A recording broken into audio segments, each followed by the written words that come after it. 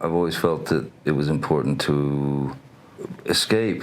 Acting is a pretty weird profession. It keeps celebs on their toes, and their co-stars stepping on them all the time too. Unfortunately, at that high of a caliber of work, all the shade can be career-ending and life-altering. It was funny because I had no idea what I was going to be playing. Number 1. Don't they usually do chemistry tests for movies? The reason for Amber Heard's recasting in Aquaman 2 has nothing to do with Heard and Johnny Depp's relationship, and everything to do with Jason Momoa having literally no chemistry on set. It took a ton of movie magic, good cinematography, lighting, and even a solid score to sell their chemistry, because the actors just did not have it. They come from two different worlds, quite literally. Number 2. Secondhand cigarette breath is no joke.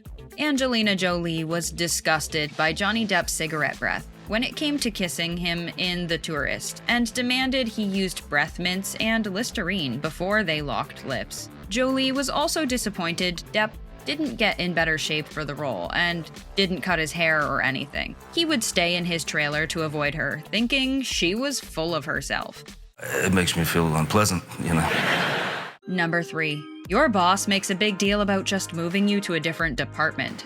Hunter Schafer and Jacob Elordi seemed inseparable during season 1 of Euphoria. Everything changed between then and the filming for season 2. The two actors used to shower each other with compliments on social media, and then one day, boom, they weren't even following each other anymore. Allegedly, they refused to film scenes together. And I know that must have been, really hard. Number 4. First impressions are never good because they're never real. The cast of Stranger Things was in a honeymoon phase for the first few seasons, but that ended, and now they bicker all the time like siblings. David Harbour compared the cast to a very dysfunctional family. There's a lot of drama, but it never gets cruel. Charlie and I can't look at each other. It's bad. Number 5. We're not cutting the check until these two set aside their differences. Tom Holland believes his fake feud with Anthony Mackie began during Captain America: Civil War. I don't know if you've been in a fight before, but there's usually not this much talk. Tom stole Anthony's classic line, "Cut the check." This is a line Mackie says when he deems a shot was perfect. Oh, that was good. Cut the check. Oh, yeah. Oh, yeah. The two are constantly teasing and poking fun at each other, but they have stressed that they are good friends. Mackie would joke that Holland would need frequent juice breaks and babysitters to keep him in check. In one interview, Mackie said he never saw Tom's movie Spider-Man: Homecoming.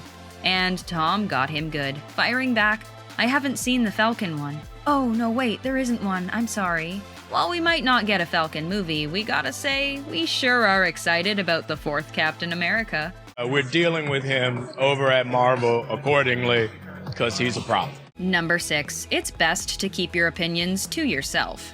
Jonah Hill didn't think Christopher Mintz-Plasse was very professional right from the Superbad auditions because the actor was all over Jonah's lines. After Chris left, Jonah told casting, "Not that guy." And unfortunately for him, that made casting want the actor even more. They eventually got past this, and both went on to voice characters Snotlout and Fishlegs in How to Train Your Dragon. Number 7. This is a prime example of words having power. When Hubert got pregnant, her on-set personality changed.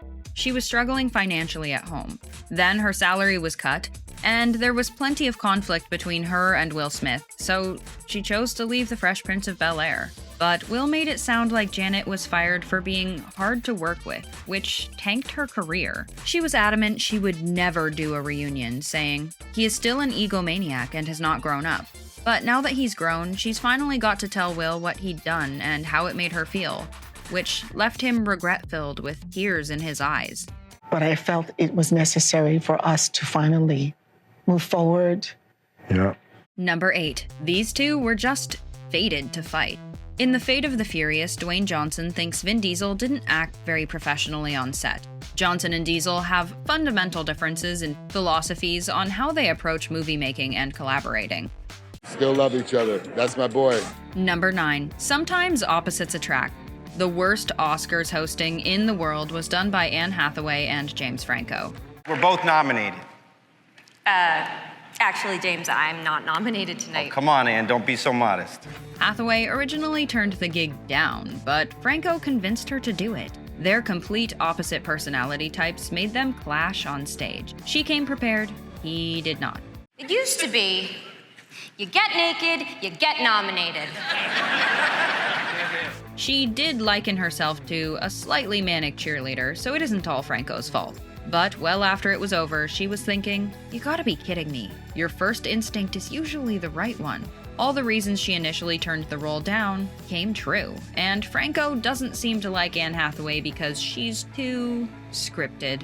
Number 10. While they were inseparable confidants in the city, Offset, that was not the case. The And Just Like That revival of Sex and the City was pretty much a recycled version of the third film that never got done. A film that Kim Cattrall turned down in 2016 because she found the script wasn't very good. There was nothing of interest for her character. Kim wasn't asked to be part of the show, and she is more than fine with that after being so open with her feelings in the past about Sarah Jessica Parker. She criticized Parker on social media for showing fake sympathy when someone she'd cared about passed away, an attempt to use this moment to repair her image. I don't know, I found it very upsetting. Number 11. The whole universe was in a hot, dense state, thanks to these two. The Big Bang Theory stars Kaylee Cuoco and Johnny Galecki dated for a bit, but Kaylee was quick to move on from Johnny to a new equestrian beau, and didn't shy away from bringing him to set or making this relationship well known.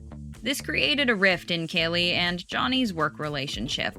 Number 12. Turns out growing up in St. Thomas, Ontario doesn't mean you'll get along great on set. Ryan Gosling was the one in charge of casting his love interest, and he just found he had absolutely no chemistry with Rachel McAdams. And he made a fool of her in her audition in front of her face, about them having no chemistry.